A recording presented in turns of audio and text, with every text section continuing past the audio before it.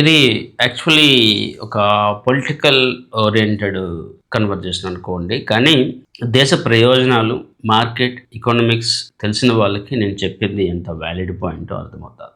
ఇక్కడ ఫెబ్ 3 రోజు India, USA ఒక అగ్రిమెంట్ జరిగింది. టారిఫ్ సంబంధించి ఇండియాకి బెనిఫిట్ జరిగింది. ఇండియాకి అన్ని విధాలుగా ఫేవర్‌గా డెసిషన్ తీసుకున్నాము అని చెప్పి ఇండియన్ గవర్నమెంట్ ఇక్కడ ఒక సెగ్మెంట్ ఆఫ్ పీపుల్ ప్రమోషన్ అయితే చేశారు. ఫెబ్ 20 రోజు USA supreme court Donald Trump చేసిన టారిఫ్స్ ఇష్యూస్ని వ్యతిరేకించి టారిఫ్స్ని రద్దు చేయవలసిందిగా ఆర్డర్ అయితే పాస్ చేసింది. ఆ తర్వాత ట్రంప్ ఒక స్టేట్మెంట్ ఇచ్చారు. ఏంటి ఆ స్టేట్మెంట్ అంటే, ఇండియా యూఎస్ఏ టారిఫ్స్లో ఏదైతే డిసైడ్ చేసుకున్నామో అది కంటిన్యూ అవుతా ఉంది. ఇండియా ఏదైతే డిసైడ్ చేసిందో ఆ టారిఫ్స్ ఇవ్వాల్సిందే.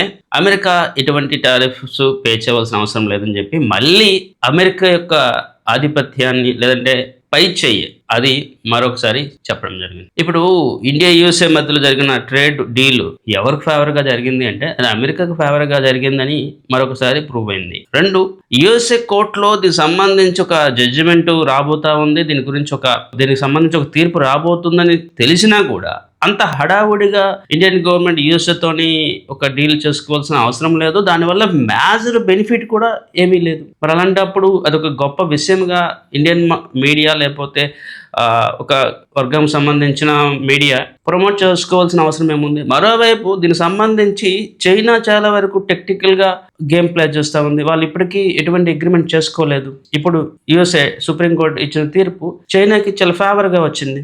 ఎక్కడ తగ్గకుండా ఎటువంటి కాంప్రమైజ్ కాకుండా చైనా చాలా హ్యాపీగా తన యొక్క అగ్రిమెంట్ మేనేజ్ చేసుకుంది. కానీ ఇండియా చాలా వరకు కాంప్రమైజ్ అయిపోవాల్సిన పరిస్థితి వచ్చింది. ఇక్కడ మనం ఎప్పుడు కూడా పొలిటికల్ ఎజెండాని, పొలిటికల్ మోటివ్స్తోని అనాలిసిస్లు లేకపోతే ఒపీనియన్స్తో ఉండకూడదు. వాస్తవాలు అర్థం చేసుకోవాలి, రియల్ టైం ఫ్యాక్టర్స్ని అర్థం చేసుకోవాలి.